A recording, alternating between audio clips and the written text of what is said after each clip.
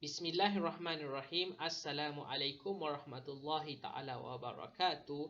And a very good day to Datin Nur Syamaliah binti Ngah, our lecturer for ADS 512 Project Management. Today we will be presenting on our case study, which is Pulau Bayas, a failure of a state plan. This presentation is prepared by Group 2 AM 2285B. This presentation will be divided into four main sections. Section 1 will be the introduction of the case study. Section 2 is the problem of the case study. Section 3 is the solution for the particular case. And Section 4 is the recommendation to overcome this case. To begin this presentation, our learned friend Muhammad Anik Shahmi bin Muhammad Khairuddin will present on the introduction of this case study regarding Pulau Bayas, a failure of a state plan. Bismillahirrahmanirrahim. Assalamualaikum warahmatullahi wabarakatuh. My name is Muhammad Anik Shahmi bin Muhammad Khairuddin. Today I'm going to present about the introductions. Pulau Bayas is located in Kuala Berang. The project is to build an island which is tax-free. This project has been discontinued, however. This issue was raised by Datuk Rasul Wahid, Member of Parliament for Hulu Terengganu, since 180 million has been spent on developing the project since 2012, before construction, which reached more than 70%, stopped around 2 years ago. Under the Barisan Nasional, which is BN administrations, the project initiated by the state government is Kedas to be completed in 2016. The project comprises the construction of the passenger jetties main terminal building, service jetty, Kenyir Trade Centre shopping complex, boat landing road, rest stop, buggy station, and also wakaf. This presentation will be continued by Muhammad Aiman Shah bin Abdul Ghafur John Shaw, which will be representing on problems of Pulau Bayas construction. Basically, one of the major problems of the Pulau Bayas construction is due to political conflict of the state government. As we all noticed that Pulau Bayas mega project, which was supposed to be completed early 2018, is still abandoned right to this day. There are various efforts that have been made to ensure that this project does not end up as a disaster, but basically there are problems approaching day by day. I will discuss on what are the problems that contribute to the failure of Pulau Bayas, beginning with the state political conflict. Basically, the main reason for the failure of this mega project is the political conflict of the state. Rose defined political conflict as a rampant in every single dictatorial political system, where rival factions and administration departments within the same political organization battle for power and position. This is actually what happened in the state of Terengganu. Going back as the 13th general election, when the Barisan Nasional Coalition formed the state government under the leadership of Datuk Sri Ahmad Razif as the chief minister, the government suggests to develop Pulau Bayas in Tasik Kenyir to be developed as a duty-free tourism hub. But eventually, the opposition party at the time, which is Parti Islam Malaysia PAS, objected radically on this idea. As the opposition was ignored, the state government continued to implement this mega project, and PAS really stand firm back then with their opinion, whereby according to Terengganu Past Information Chief, he voiced out that Pulau Bayas will cost around 1 billion ringgit, and it's 5 times more greater compared to the amount allocated for the project, which was 243 million. And PAST also believe that this project will only benefit certain parties through the tender awards, and cronyism is widely applied in the project. Uh, Thus, when PAS succeed in forming the state government in the 14th general election, one of the first thing the chief minister, which is Datuk Sri Dr. Shamsuri Mokhtar, did was to stop the project, which was almost 70% completed. So that's why the main reason the project cannot be continued is because of this particular reason, as the state government itself decides to stop the project. Alright, let's move on to the second topic, or the second problem of this Pulau Bayas project, which is the bad implications for environmental well-being and ecosystem change. Basically, this project really has a major impact on pollutions, especially on the water quality of Kenyir Lake, which we know is the second largest man-made lake in Southeast Asia. The water quality of this lake is contaminated since the beginning of the project's construction, beginning with the groundbreaking work. Because the heavy machinery operation uses petrol as to fuel up the machine. Thus, this really contaminate the water quality of Kenyir Lake. Besides that, the forest burning and opening of forest area around Kenyir Lake causes landslides and polluted rivers nearby. This causes the water quality to affect the surface of the lake. Besides that, the problem does not stop there. The pollution still continues when the building structure begin to rot, because the project was abandoned for quite some time, and this will contribute to soil and water pollution in the area. This was actually highlighted by Dr. Ibrahim Homo. He was a principal research fellow at Institute of Environment and Development, National University Malaysia, UKM. He believed that thus various parties are questioning and objecting the construction of this project. It's reasonable, and it should be heard, because this project has a very huge impact on the long preserved Kenyir Lake environment.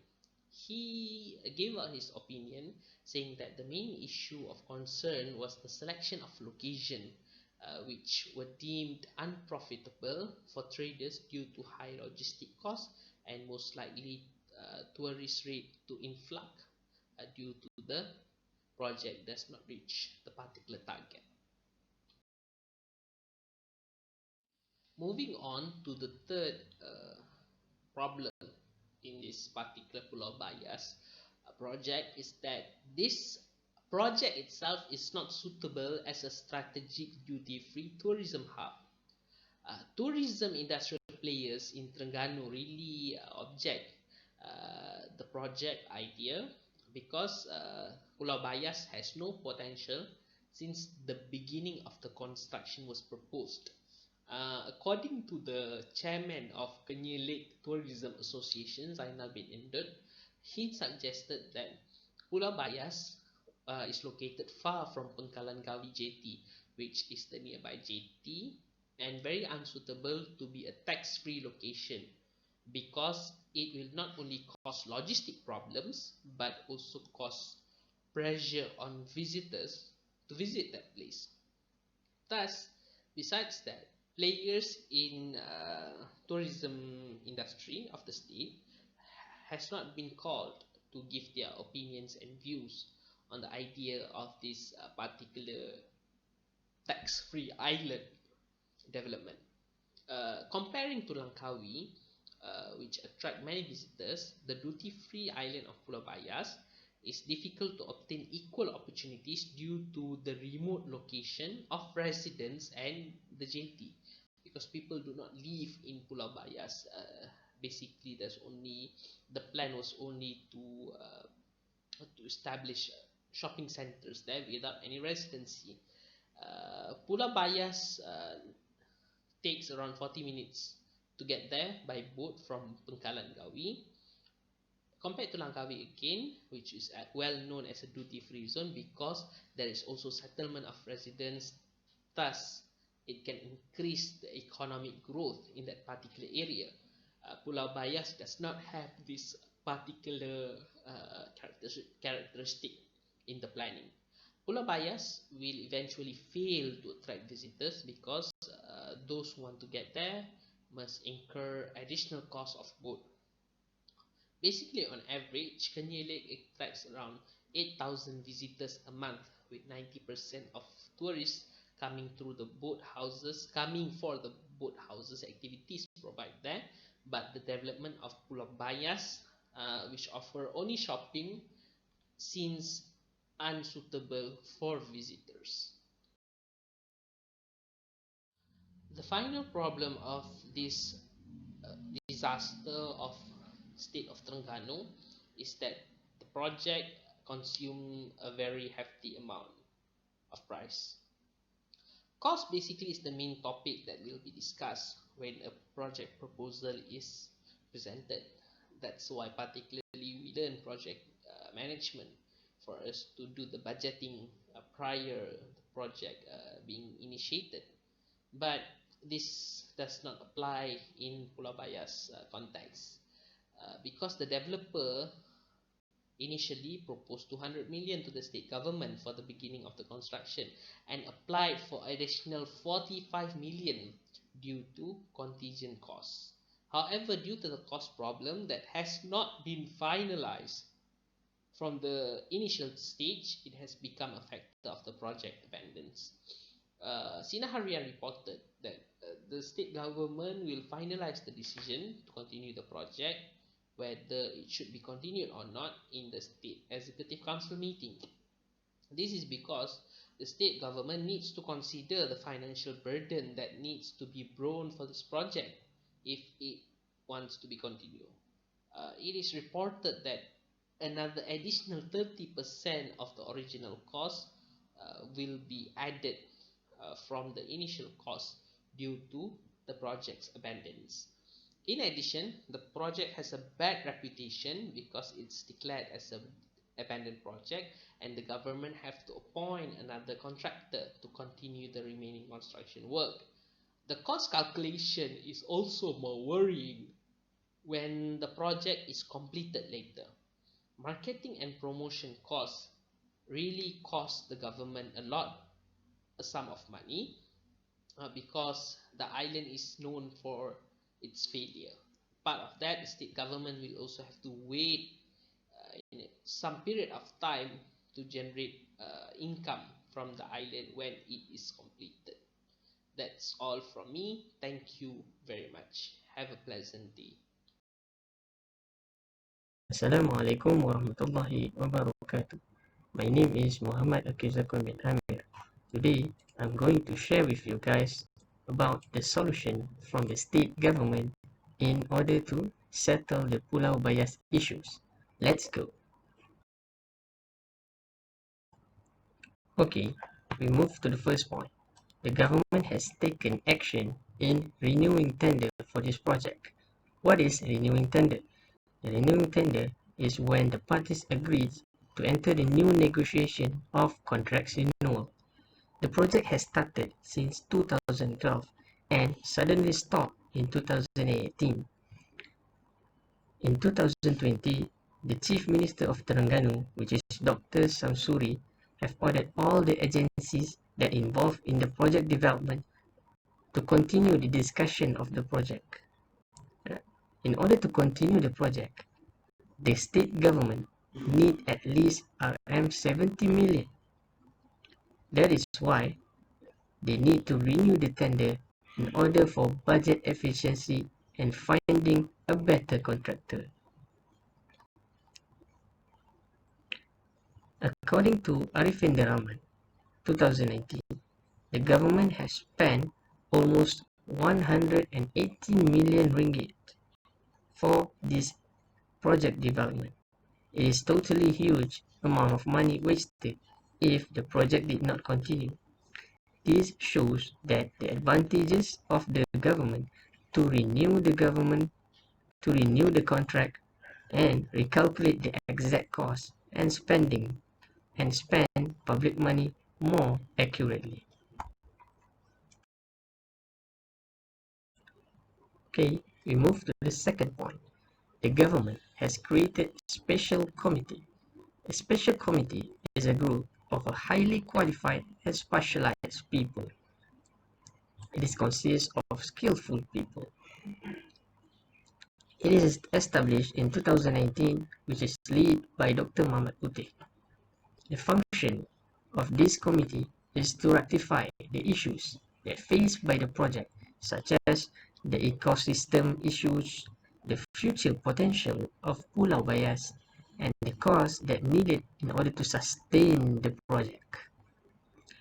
One of the proposals that proposed by the committee is the cost can be reduced until 30 million ringgit Malaysia if the road is built smaller than the actual proposal and other unnecessary sectors are distinguished.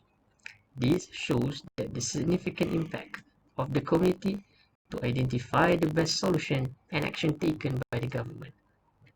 The studies that carried by Lola et al. 2019 also shows that the potential of Tasik Kenyi to be the one of best tourism places based on their ecosystem and strategic places. Okay, the last point is the government has introduced investment incentive. The investor is the entity who injected the capital in order to receive profits. The investor is the powerful helper to sustain the financial expenditure and boosting the project development.